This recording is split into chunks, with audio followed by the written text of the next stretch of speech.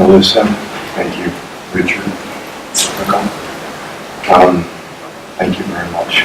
And to Senator Cruz and the two congressmen, Meadows and DeSantis, very much appreciate the conference today and their insights.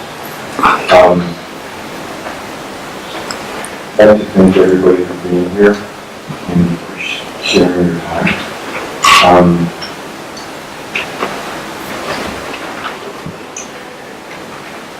It's an honor to be here with this group and with this organization. And I echo Senator Cruz's comments on your name. It's awesome. And truth has its own character. That character is light. That character is bright. That character is brilliance. It's one of the reasons that our banner, our flag, is star-spangled. It's the reason why so many countries and so many religions embrace the star as representing truth. So it's not easy. Senator Cruz said that. It's not easy to be here today to speak. I'm a pretty quiet guy anyway. I was honored to serve our country as a SEAL for the last 16 out of 20 years. I saw a lot more than probably I cared to see or cared to share or you cared to hear. I'd like to, my comments hopefully will be brief this afternoon because I really do value everybody's time. And so again, I appreciate the time here a lot. I'd like to do three things this afternoon. First one is to remember the victims. The second thing is to share some comments about my brother.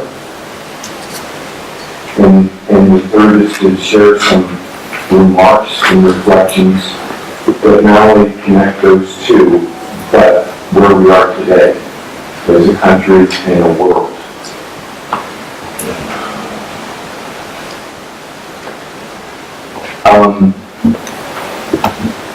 So, 15 years ago this morning, I woke up this morning in New England, and I was in Connecticut, and 15 years ago this morning, I was in Vermont on a mountaintop, and I was doing some blasting. And we had already done one round of blasts, and the yellow gear was pulling away the rocks that we had blasted for a foundation for a home. And he stuck his head out, stopped the machine and said, "Hey, I plan to hit one of the towers." I didn't have a good feeling about that. And then a couple of minutes later, he stuck his head out and said, second plane hit. So I told the guy I was with, "Hand me the keys to your truck," because we didn't have cell phone coverage and I needed to call the house. So, such a crisp, beautiful morning in the Green Mountains for such a horrible event to take place. And so that day, there was 2,987 people that perished. Okay? 411 of them were first responders at the World Trade Center.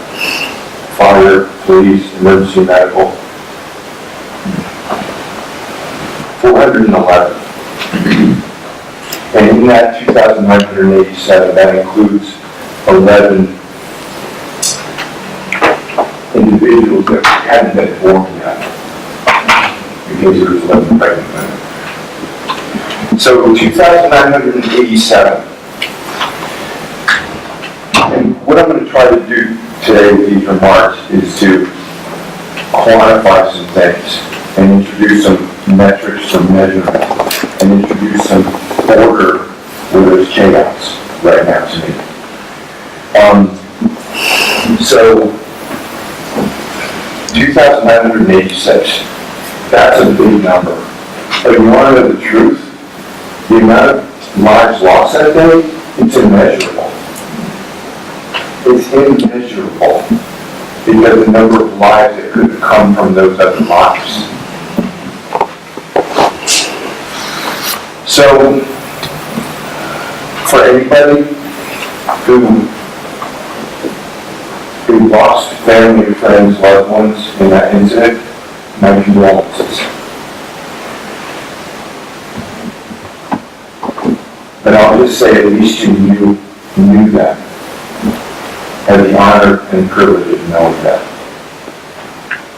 A lot of people didn't personally know anyone who was lost in that event. And in a way, they're very fortunate.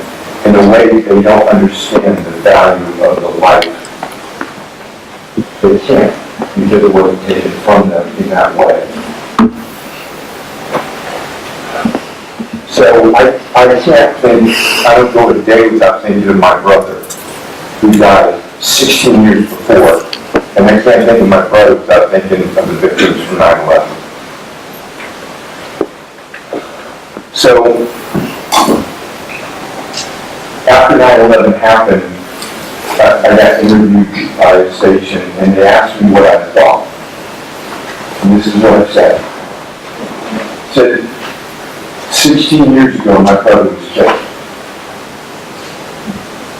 And because our political policies are not effective, 9/11 happened. And I've said this, 16 years from now, I promise you, there'll be a bunch of money spent, a bunch of time spent, a bunch of blood spent, but it's going to be worse than it is today. And here we are. For the same reason, a lack of clarity in policies. Here we are. So I'd like to share just a little bit about my brother. He's 23. And as Sarah said, he was singled out, and he was singled out because they recognized a pride in him that they couldn't beat out of him. And plainly taken off, landed Beirut a couple times, once Algiers, back to Beirut, and they needed fuel. And Hezbollah, here's a metric for you. Do you know Hezbollah was less than 300 member group at the time that the hijacking was taken? Less than 300 full-time members. The senior guy from Hezbollah on the ground was not an Indian guy. Yes. Okay? Because of ineffective policies in very short time, Hezbollah took over all of Lebanon. Not just Beirut, but Lebanon. So, bad policies aren't just bad policies. You can't, it's immeasurable the bad a bad policy can do. So, and I'm going to beat that drum a little bit today for a reason. So, my brother was singled out and he was tortured to try to get him to scream to a mic so that a fuel truck would come. And he wouldn't scream.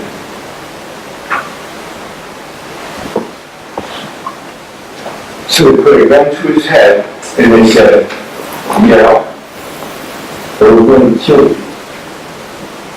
And he looked at the barrel, and the pilot, the quote from Captain Testrate, "Not a sound was heard to come from him." So they shot him. When I look at the flag, the white reminds me of the eyes of Rob and of all the other victims of terrorism. The blue, the bruise he suffered. The red, the blood that ended up on the floor of the plane, the side of the plane, and the tarmac after they dropped.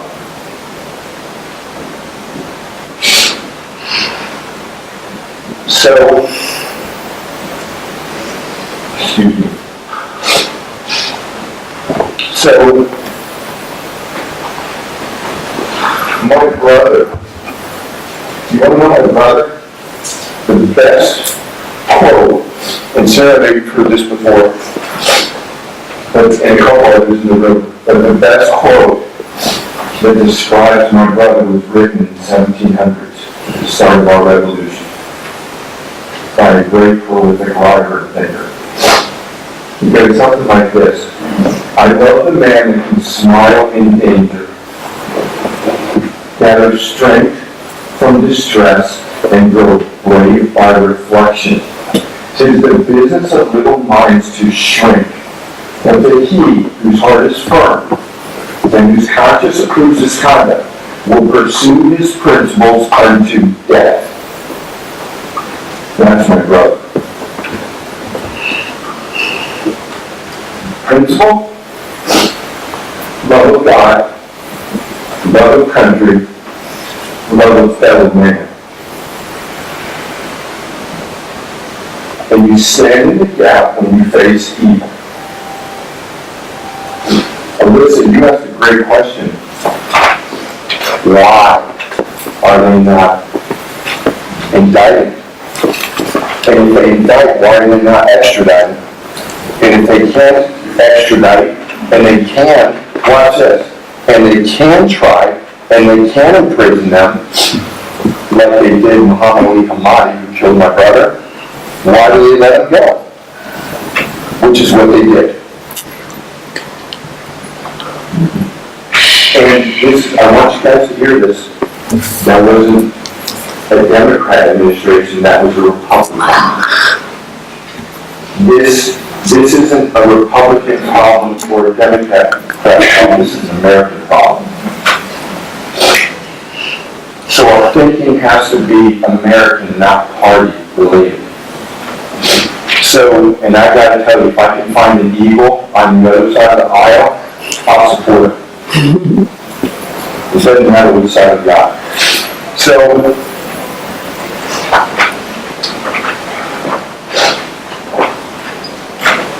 the thing that connects Rob's incident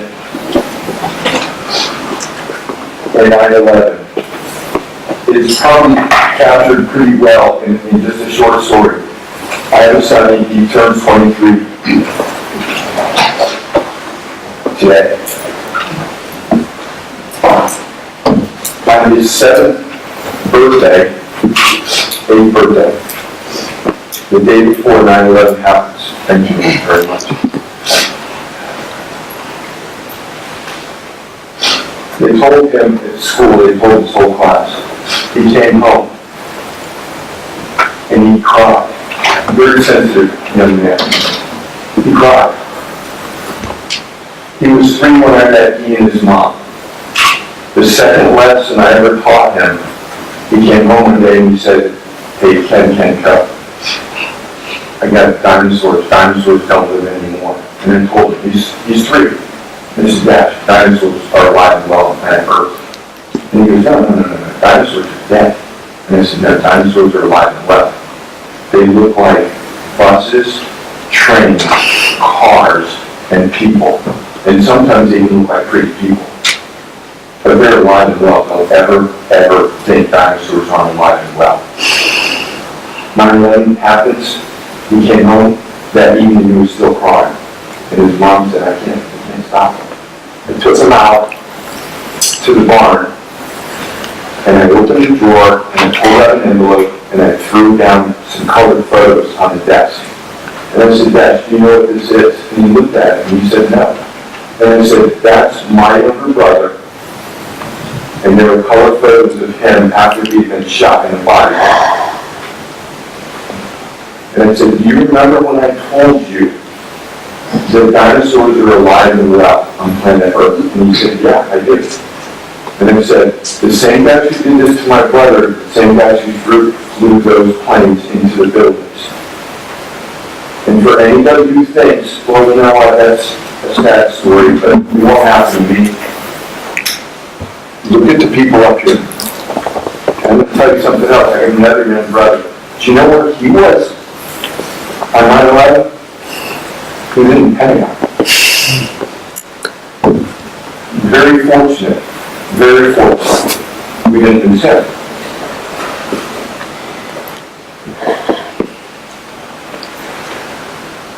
The opposite, the word war.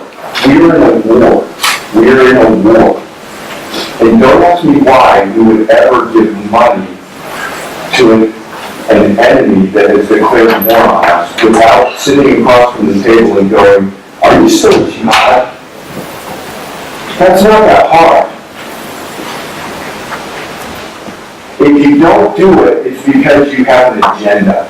And I don't even care what the agenda is. It's bad. I don't need to know what it is.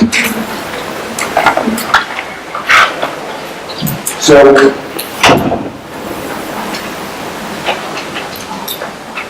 we all wake up and we all just are disgusted. We're disgusted. And we don't know what to do.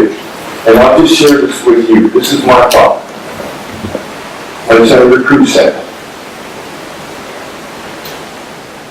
Spread the truth. Have faith. Have faith. In order for us to win, we have to have more faith in the good than the terrorists have in the bad. And I'll tell you why they're so bad, and I'll tell you why their fruit is so bad. Because within each of us, there's a spirit that connects us all, like a thread that goes through a pearl necklace. We all have a piece of the Creator within us. Some people don't recognize it, and some that do recognize it think that they can destroy it by destroying the body. They're wrong. All that does is make the ones that are left more resolute. The ones with courage. I love the man that can smile in danger, that have strength from distress and grow brave by reflection, to the business of little minds of strength. But to him, whose heart is firm and whose conscience approves his conduct, will pursue his principles. If you want to win, identify your principles. Ask our leaders, what are your principles? And last thing I'll say, military, and this is a truism, it's a pillar. Military operations are only as successful as the political policies they support. Right. And this administration and others have substituted victory in the war for victory for a battle. And it's not the same. Americans need to demand principle-based policies. That's it. Thank you guys very much. And God bless you, and God bless our country.